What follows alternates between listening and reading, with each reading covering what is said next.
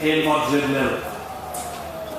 Mae Modryb Lil yn 90 oed, yn hŷn na llawer iawn o goed.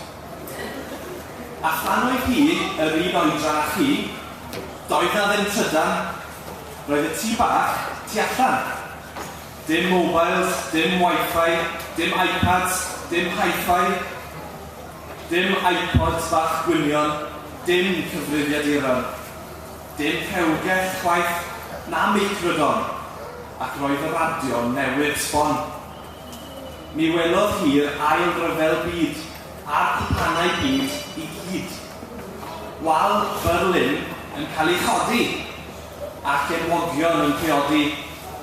Kiosg coch i ddal y ffôn yn cael ei godi ymhen y lôn ac yna'n cael ei dynnu lawr pan ddaeth y we fyd eang fawr. Yr awyr enau fi uwch ben a'i llwybrau'n croesi yn y nen. Cerddodd hi i bob un man o'i milltir sgwar gan wneud ei rhan.